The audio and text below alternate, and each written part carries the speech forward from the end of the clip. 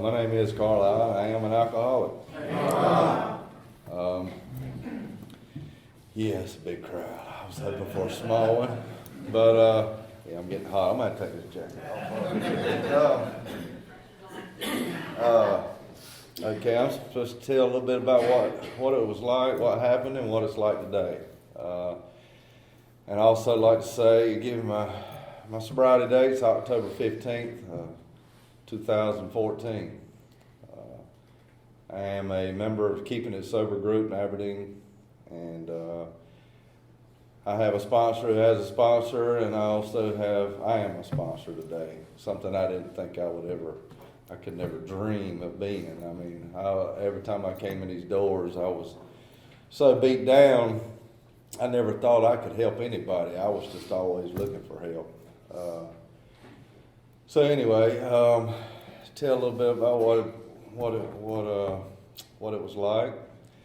I was born in Carthage, North Carolina. Big, more regional there in Pinehurst, and most of my life was raised in Carthage. We moved a little bit here and there, but when I was probably about, I think my mom and dad said I was 2, maybe 3 years old. My dad, I was raised in a house of drinking. My dad drank, my mom didn't. She went to church every Sunday, had us there too. But my dad drank quite a bit, still does today. But anyway, he said that I used to tug on his pant leg all the time, wanting a drink. And so finally one night, I think they said we were either going to or coming back around Christmas time to my grandparents. We used to go there for Christmas every year. And so he finally decided to give me a swig. Well, all I can say is that I don't remember it, but I found out then that I didn't like the taste of it, but I definitely found out later I loved the effect. Because he said I about lost my breath. He thought he about killed me. He started patting me on the back. I'm heaving. And so anyway, I'm going to get up. I don't remember a whole lot of my childhood. I don't know. I hear other people talk about when they were 5 and 6 years old, and I'm like, how in the world? Because I think 8. I remember my 8th birthday. We were living in Georgia, and my dad brought home this bicycle. I had a cousin. He and I's birthday were around the same time, so he brought home this bicycle, and it had a big number 8 on the front of it. I don't know why I remember that. I guess it had a big effect on me. I'll get to it, but I helped him put it together. We got it all put together, and the whole time I'm pissed off. I mean, I'm really mad because he's telling me this is going to my cousin. I wanted it, and so after we get it put together, I jump on it and I take off and come back, and he made me the happiest son in the world when I got back because he told me it was mine. And I just remember, it was just one of the greatest things that ever happened to me as a kid that I can remember back then.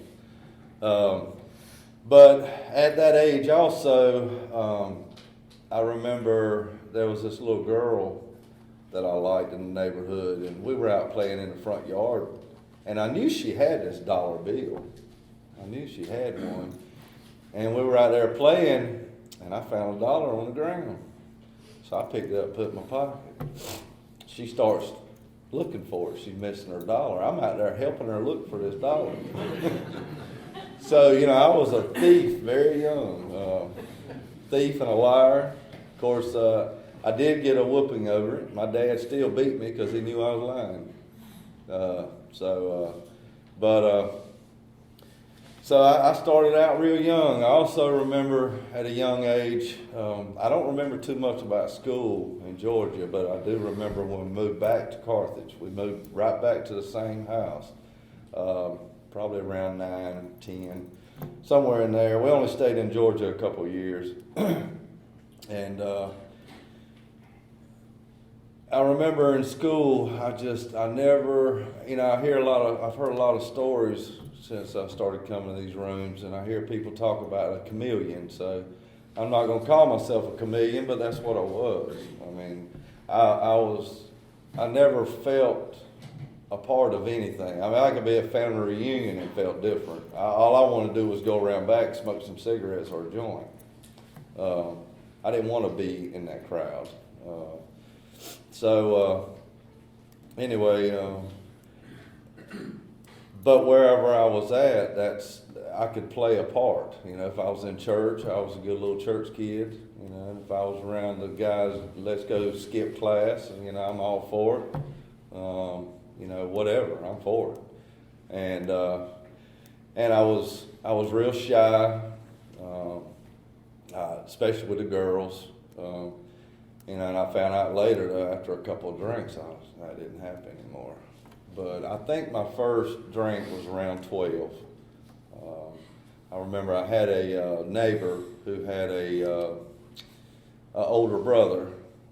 He wasn't, I don't know the exact word for it, but he wasn't, he was retarded. But he was old enough to buy booze, so I love the outdoors. We built us a tree house down by the creek, and we would get him to buy us beer and go down and hang out, camp out, and drink. And I definitely remember the first time. I never could talk. As I said, I was shy.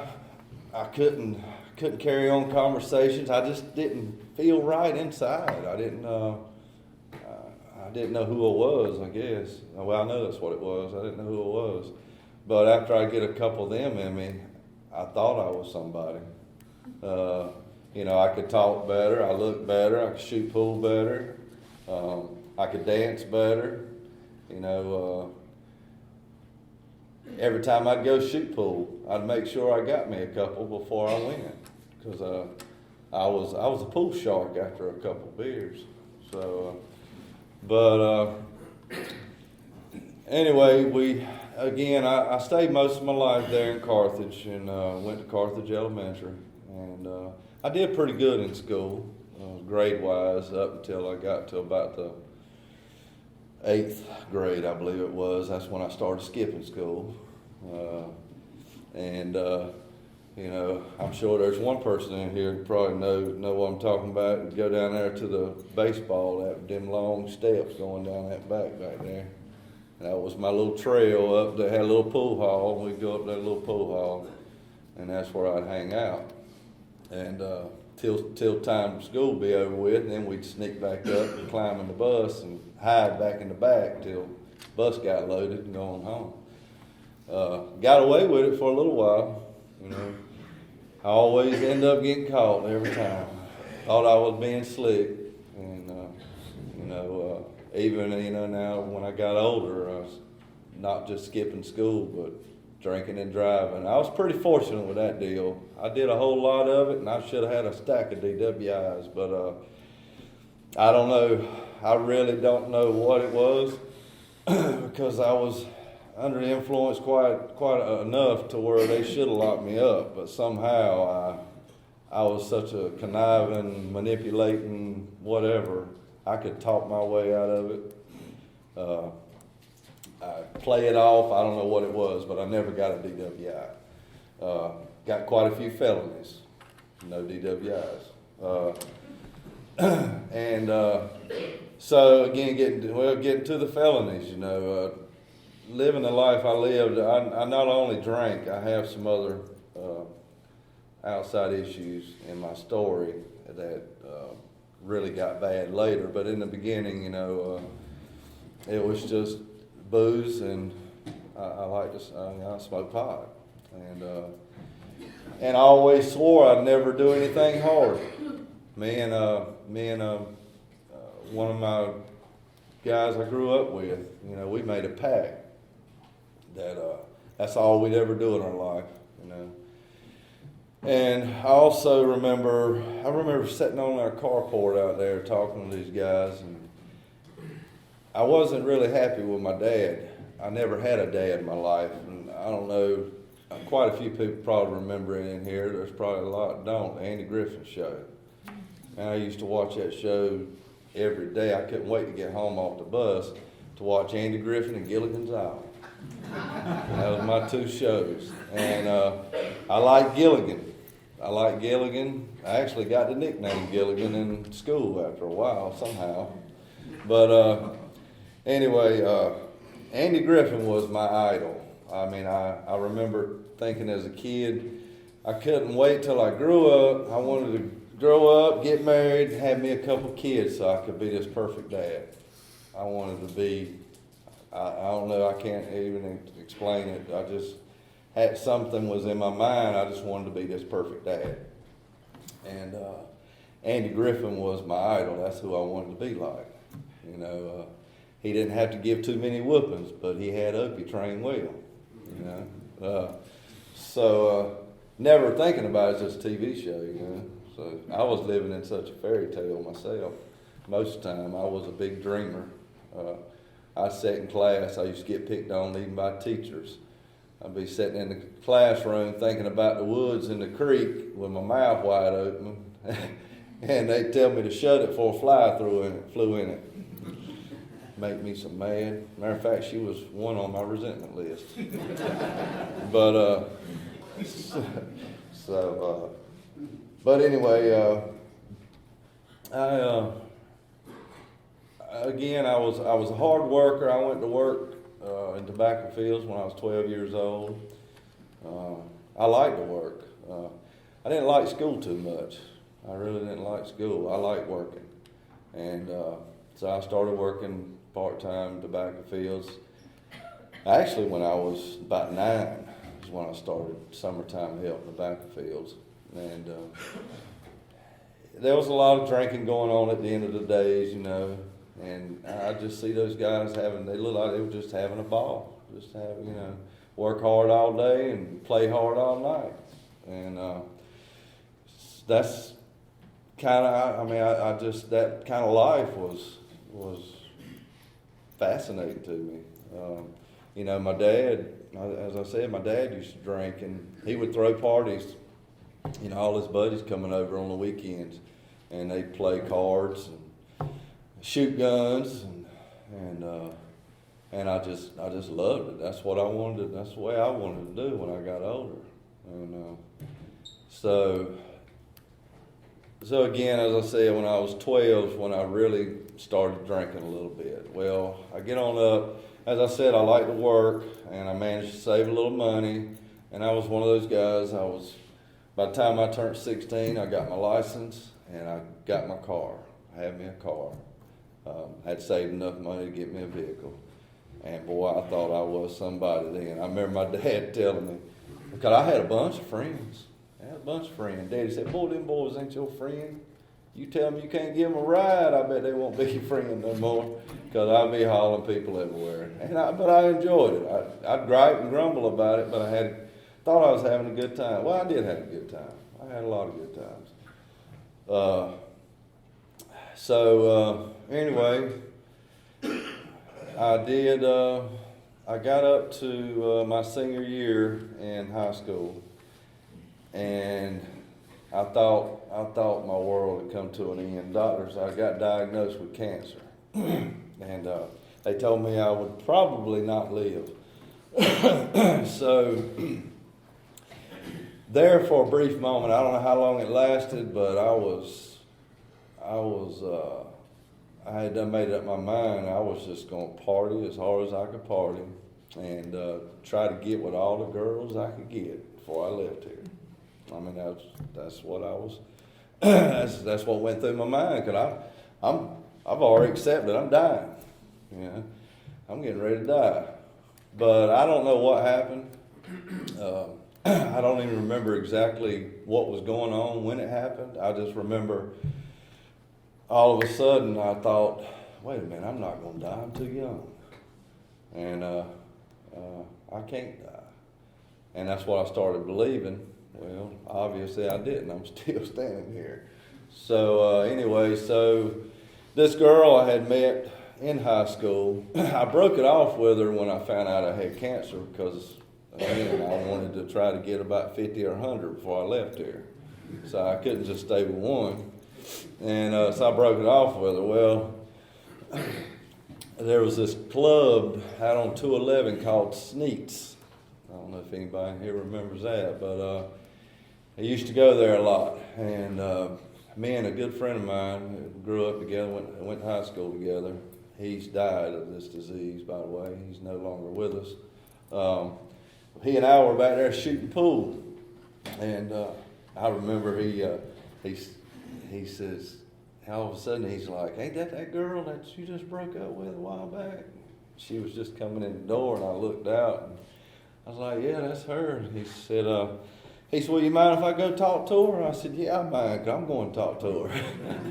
So I did, and we ended up, long story short, well, I ain't going to say we ended up getting married. I ended up taking her hostage is what I did. I thought I was going to be this perfect husband, this perfect dad. And another little good manipulation story. Her parents, we wanted to get married. She was 17, and I was getting ready to turn 19. She was getting ready to turn 18, just a few months away. I can't remember exactly how many, but it was a few months away. Wasn't that long, 3, 4 months, something like that. And they were like, once she turns 18, that'd be, it's up to her. But the first question they asked was, "Are you pregnant?" And she said, we said no. So what pops in my brain, okay, it takes getting pregnant. So that's what we did. A month later, we come back. Well, she's pregnant now. Her daddy, I bet he'd have shot me if he could have got away with it. That look he had. But they signed for us. We got married, and boy, I had some big plans then. Boy, everything was taking off. I've got this nice little dump over there in West End. It was about $150 a month, and that's what it was. It was a dump. Well, I went in there and slapped a little paint and this and that, and made it look like a shinier dump. But anyway, we moved in there, and I think we probably stayed there about a year, and of course the partying picked up. But I was always partying on weekends. There for a long time, I could hold a job, and still at this time I could hold a job and go to work every day. But come Friday, I was looking forward to Friday, and I'd go get what I needed to drink, and usually it's about a half gallon of vodka and some beer, and party all weekend. Recuperate a little bit Sunday and go back to work. But anyway, we stayed in that place for about a year or so, and ran across a nice mobile home, and got it and moved over there across by the airport in Whispering Pines, Southern Pines. I'm not sure exactly what it's called, but it's over in that area. And I think that was the best I ever felt up to my point in life then. At that time, I was probably 20, 21, somewhere in there. And because I did have a good job, I was supporting a wife and a kid at that age, and I had one of the nicest looking yards. I'd bring home sod. I worked on a golf course. I'd bring home sod, put it out in the yard, flowers and plants, and I'd have everybody in the mobile trailer park. They'd stop and by, want to know if I could do their yard. I said, "Oh yeah, got your checkbook right. We'll hook you right up." And they didn't want to hear that part, but anyway, but I did. I had a nice looking place. I took pride in the place, but this same guy that I had grew up with, I mentioned earlier, and I don't say this to blame him. Now, I did blame him for years. I blamed him for a long time. But this same guy that I grew up with, that we had made that pact together, I ended up meeting him up in Aberdeen somehow or another. I can't remember exactly how it happened. All I remember is he started coming over and we was hanging out and drinking. I was still partying on the weekend. Every weekend was a party at my house. And him and his girlfriend started coming over. And it was a few months, I don't know, it don't really matter, but eventually one day he and I were together and some of that stuff got brought out. And he said that it wasn't as bad as we had always heard it was going to be. And so I said, okay. So I believed him and tried it and fell in love. Fell slap in love. Nothing matter to me anymore. The wife really didn't matter, the kids didn't matter, the job didn't matter. All that matters is I could go get some more. That's all I could think about. And that went on for about 8 months till I heard the law was looking for me. So I thought, well, I'm gonna head down to the beach. I got a wife and kid. I just left them up here. I took off down to the beach. Now, granted, she knew where I was at. My plan was to go to the beach, find a job, find something to do, and then get them down there. Well, somehow it worked out. But it's another little interesting. I mean, I share some of these things showing how God was working in my life the whole time too. I can see it now. I couldn't see it then. I was sitting up under the high-rise bridge down at Topsail Island, and I was about out of money. I was staying at a campground, couldn't find a job, and I started thinking about finding something to drink and some other things. And because I was trying out to God, what am I going to do? And then this boat pulls up, 22-foot Atlantic pulls up, and this guy gets out, and it's like he's known me all his life. He walks up, "What's up, partner?" I'll never forget that. And he come up, he asked me, we got to talking, and he asked me if I'd ever did any shrimping. I told him, no, I never did none of that. It wasn't enough I want to try. Yeah, I'll try anything. He said, I can't guarantee you make any money. He said, but if we catch enough shrimp, you'll make some money. So we get out on the boat and we start talking a little bit more, and I tell him I'm out here in this campground and what I'm doing, trying to get a wife and kid, trying to get down there. And he's like, well, I got a 5-bedroom double wide. You're welcome to come. He said, you don't need to stay out at that campground. So this total stranger just took me in his house, and called my wife. A day or two later, she was down there, her and my daughter, and I was working on a shrimp boat. And eventually, I don't know exactly how much time it took, but eventually I got my own place down there, right down the road from him. Had my own little boat and started shrimping and clamming and oystering. Again, I thought I had arrived. That other stuff that I was talking about got out of my life, but I tell you what, drinking picked up tremendously. It was every day, because now I work for myself. I worked out in the water, so I wasn't driving a vehicle, so I could drink like I wanted to, And I did. I'm surprised I never got any trouble out there, but I did. For 2 years, that's what I did. And back up just a little bit now. I got a little slow at one time, so I decided to get a job on a golf course again. I worked there about a week, wasn't making enough money, so I went back to the water. I say that to say this. One day I was standing out in the yard, and we was getting ready to go out on the water and go to work. I was waiting on my wife, getting our daughter ready, take the babysitter, and we live right beside a church, and I'm out there getting stuff ready for with the car, just getting stuff ready to go, whatever. And this car rides by, and there's 2 guys in a suit, and they pull in at church. I didn't think nothing about it. Minute I see them back out, and they stopped right at the end of my driveway, and got out, and I saw the badge then. And they asked me, was I Lewis King? And I said, yes, sir. And they put them bracelets on me and hauled me back to Carthage. I told you earlier when I moved, the law was looking for me, so that's why I moved. Well, they found me. And of course, I blamed it on the job, right? I went and got that golf course job. If I had never went there, I wouldn't have went to jail. I'd have been all right. That was my good thinking. So anyway, we go back and forth to court. And my whole life, I didn't share it, but my first charge, I was about 16 years old.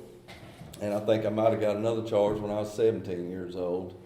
And then I got this charge. So this was about my third or fourth felony. And never time did they ever lock me up. And I was scared to death to go to prison. But I kept doing the same stupid things and didn't know why. And I was always intoxicated, under the influence when all that happened too. So anyway, again, they put me on probation and pat me on the back. And I've had all these friends that always went to prison. But anyway, I need to get sober here pretty quick, I guess. But so my life of crime, I end up finally, my wife, we ended up moving back up here. And it wasn't long after we moved back up here, probably, 6, 8 months. That thing that I swore I'd never go back to, I went back to again. And again, my life spiraled. And she finally got tired of it in 96. Said she'd had enough. She left. She took girls. I'd had another daughter by then, too. I've got 2 kids now. And she left. And right before all this happened, I was going to some college. Had another little plan in my life that I think I was going to make everything better. I was going to make everything better. And so anyway, it didn't work out, right? So she leaves. Now, to be truthfully honest, I remember many nights I pull up in that driveway and be like, dang, man, I wish she was gone so I could do what I wanted to do. I could have a house to myself. Well, I finally got my wish, and guess what? It wasn't what I wanted. I found out pretty quick it wasn't what I wanted. So I think that was the first time I ever thought about getting some help, and that was in 96. The only reason I wanted help was to get her back. I just wanted a little bit of relief. I wanted the trouble to go away. I really wanted to continue doing what I was doing. I just wanted all that bad stuff to go away. I wanted it to be like it used to be, but it didn't never work that way. So she left, and I moved to the beach. Continued just getting worse and worse. Hurricane Fran came, blew my place away, So Bertha knocked the window out. Fran took the living room out, I remember sitting on those steps out there. I had this little porcelain dog that my grandparents had given me, and out of every piece of property I owned at that time, it wasn't a lot. That's what I wanted back, and it was gone. I don't know why it meant so much, but it did. I remember sitting on that porch crying, wondering why it had to go. But anyway, I ended up getting in some trouble down there. I'm gonna keep it short. I got in some trouble down there, and again, the law's looking for me, so I'm gonna make like the bandit. And we took off to Florida, and boy, got down there, and what another mess. Ended up in jail in Florida, and now I'm gonna have to get extradited back up to the beach, and Burgall County actually. And boy, you talking about a scary. I thought I had killed somebody. They had me in shackles and handcuffs, chain around my waist, hooked to another man, and the handcuffs was hooked to the chain. And we would step off that bus, and that man standing there with that shotgun, talking about, yeah, one of y'all run. The old redneck looking joker, he won't shoot somebody. He wasn't gonna be me. But anyway, they get me back to Burgall, and again, I get a pat on the back. I got a little pat on the back, a little probation, so then I ended up going to prison in '99. I finally ended up getting another charge, and I went to prison. I went to prison on a probation violation. They had given me a year for a probation violation, and then they brought me back, charged me as a habitual felon, and gave me 70 to 93 months. Ran concurrent with the sentence I was already serving, which got me out. The DA messed up, and I only had to do that year. So I got out in 2000, and I remember that lawyer telling me, said, "Boy, you ever get back from them again, they're going to get you." And of course, I swore up and down, ain't no way I'm going back for them, not me. And but my lifestyle continues, I do what Carlisle wants to do. And it didn't matter who it was, who got in the way or whatever, So I get out in 2000, and I met the woman I'm with today by accident. We met. I'm glad we did, but we met, and I moved in with her, and I was trying to stay clean, trying to do the right things again. After I got out of prison, I had a whole year I didn't drink or do anything. A year clean, whatever, dry, and so I don't know where it came from, but I wanted to start my own business. And so when I got out, I did. I started a tile business, and I started out with hand cutting everything and just whatever I could do. And it started building a little bit. Life started getting real good. And I thought I could drink again. So I did. I started drinking again. And things got ugly quick again. And the woman that I was with, she didn't like it a whole lot, but she told me if I was going to do that, to come home and do it. Don't be out on the streets. And oh boy, well, I thought I had arrived. I mean, man, I got somebody that's going to let me do what I want to do. And it worked out for a little while, but she started getting tired of me too.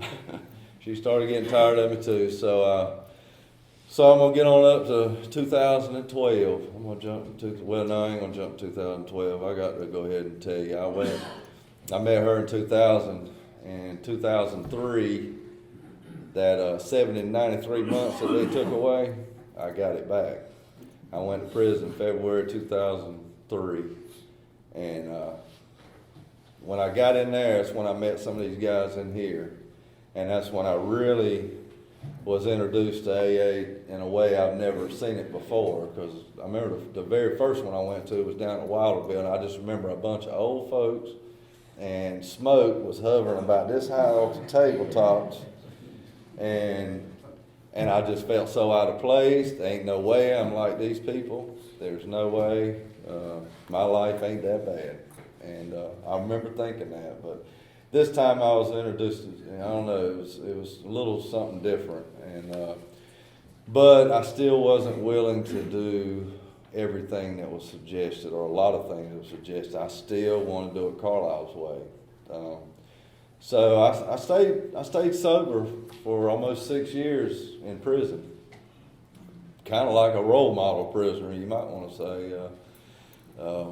And I got all those privileges. I don't know if anybody's familiar with them. Work release, CV passes, home passes, all that good stuff. Had guys coming to get me and take me out to AA meetings on the street. And when those men were doing that, I remember thinking, that's what I want to do. That's exactly what I want to do right there. If it just felt so good for this guy taking time out of his day to come get me out of prison and take me to a meeting. It meant a lot. And so anyway, I get released November of '08, and I remember I started going to meetings, and I started talking to guys about going to prison, and they told me I was going to have to wait a year. What? Man, I didn't want to wait no year. This is Carlisle King. I want it now. I wanted everything right now. And so that was a deterrent for me. It really was. It kind of ticked me off. But I just wasn't willing. So I stopped going to meetings. I'm all right, man. I ain't wanting to drink today. I hadn't drank 6 years. I'm all right. Within 4 months, one day I got off work, nice hot day. Man, it's been long enough. I could drink a couple natural lights and be all right. Wrong. So again, here I am off on another journey. And this time it really started getting worse. You know, they talk about how it progresses as we stay sober. You know, I hadn't for 6 years. And whenever I picked it up, I mean, I just went crazy. What little bit I had accumulated once again was gone within, a month. So this is when she's getting tired of it. She's getting tired of this. Now, she waited on me the whole time I was in prison. So when I got out, I asked her to marry me. We got married. And then, I guess she thought I was done with it too. You know, I talked like I was. I talked a good game. I had good plans and meant every word I said at the moment, but what I've learned today is this disease, man, it will get me when I think I'm at my best. I have learned that. So anyway, I started back, and now trying to really get sober. January 2012, January 1st, 2012, I went to the colony, and I think I stayed there about a week. And I told Harold and them, I appreciate it. Y'all gave me some good information. Now I'm just going to go to meetings and I'm going to be all right. I got this. And within about 4 or 5 months, I was drinking again. And didn't know why. Could not figure it out. So but I knew there was something here because every time I started coming to these meetings, my life would start getting a little better. So I come back. And I can't remember exactly, but from 2012 to 2014, I did manage to stay sober almost 10 months the last time. I think it was like, I think it was November of 2013 I got sober. And I didn't go back to the colony. I knew I had heard some good stuff down there, but I knew these meetings is where I needed to be. So I started coming back to meetings. And this time I actually listened to, you hear something that, a lot of people say, get a sponsor. Well, I finally decided to try one. Well, maybe I'll try that. Maybe that'll work. But it still didn't work because why I gotta call him every day? Why do we have to sit and read this book? And why can't I just read the book by myself? I still didn't know what a sponsor was either. I thought it was one of you guys that done been sober 10, 15 years, and you was gonna wave this little magic wand over me, and because I didn't like to do a whole lot of work. I like physical work, but when it come to do something like that, I don't want no part of that, reading and all that stuff. So anyway, I did. I got a sponsor that time, though, and I managed to pull off almost 10 months. But as always, my life starts getting real good. I mean, it's getting real good. And work would come before these meetings. Just sitting at home in my recliner would come before going to a meeting. I'd go from 3, 4, 5 meetings a week to 1 or 2 to maybe none 1 week. And I still thought I was okay. Matter of fact, 2 weeks before I took a drink, me and my brother had a conversation about it. And he said he didn't think I would ever go back. And I told him, man, ain't no way, bro. If I had $1 million, I bet you right now I wouldn't go back. Not me. I'm done. My life is too good today. Ain't no way. 2 weeks later, I was right back where I was. And really did not know how this had happened this time. Man, I got a sponsor. I prayed this morning. I did it. I didn't do everything. That's what I was telling myself. I did everything. And I really didn't think it was, I actually told myself, I guess I'm never going to get it. I'm just going to go to the bitter end. She used to be a member of this group. She called me. And she just, I know it was God intervening. She called just at the right moment. And we got to talking and crying together.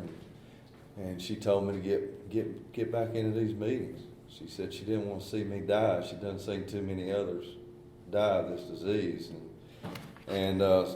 So I decided I didn't want to live that way anymore. I was tired of riding up the roads, and that's the only time I prayed too, by the way. Please, Lord, don't let me run out of gas. That was the biggest time I prayed.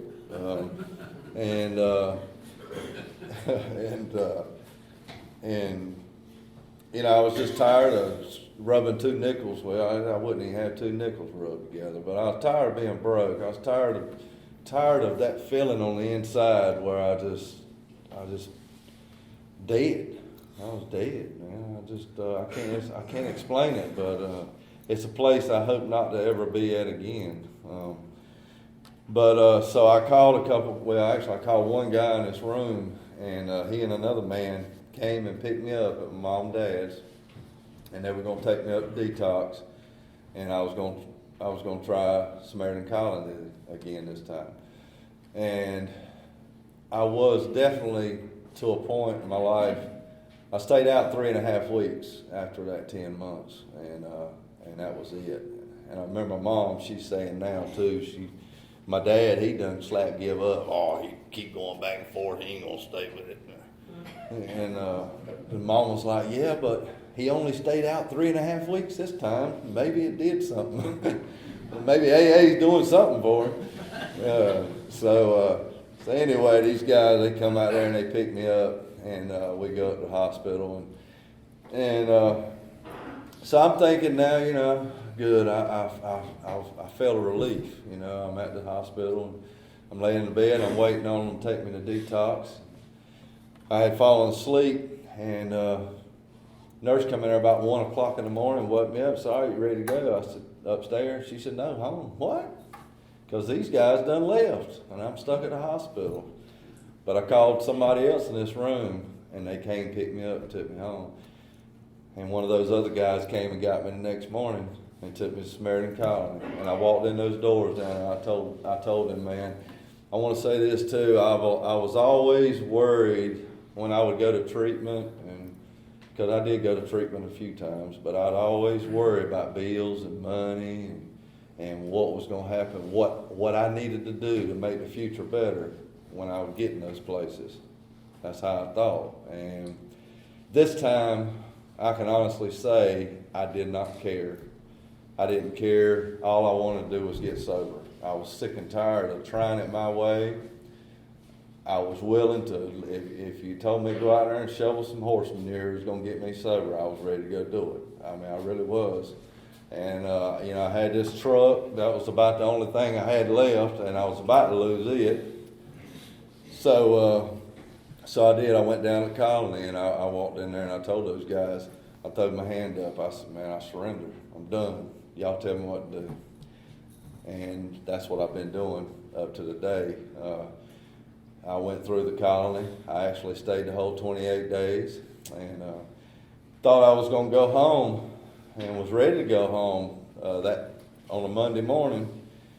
That Sunday afternoon, I was sitting in the office talking to one of them guys down there, and I was telling him about my wife coming to pick me up. He was like, well, I thought you was going to the house.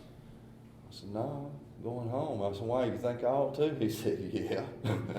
So that was the first thing that I really didn't want to do, but I did it because I said I was going to do everything they asked me to do. So I did. I went into that house, and I found a sponsor, and I called him every day.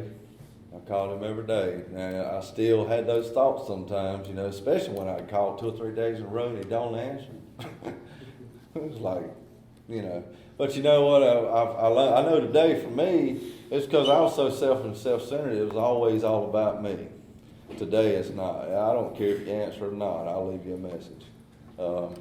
but I called and I started following some of those suggestions. You know, they told me to get on my knees at night and ask God to keep, or in the morning ask God to keep me sober that day, and thank Him. If I stayed sober, get on my knees, and thank Him that night, and that's what I started doing. And I don't know, something happened. You know, I started working those steps with Him, and next thing I know, a guy walks up and asks me to sponsor him, and it blew my mind, because I didn't think I was any different,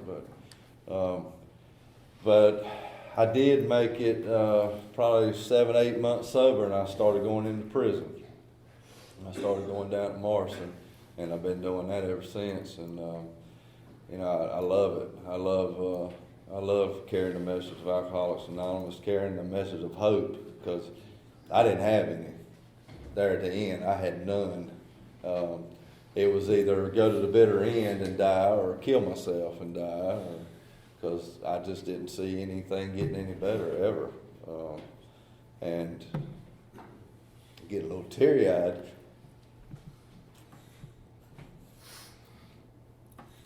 Because I am grateful to be sober today. Thank you.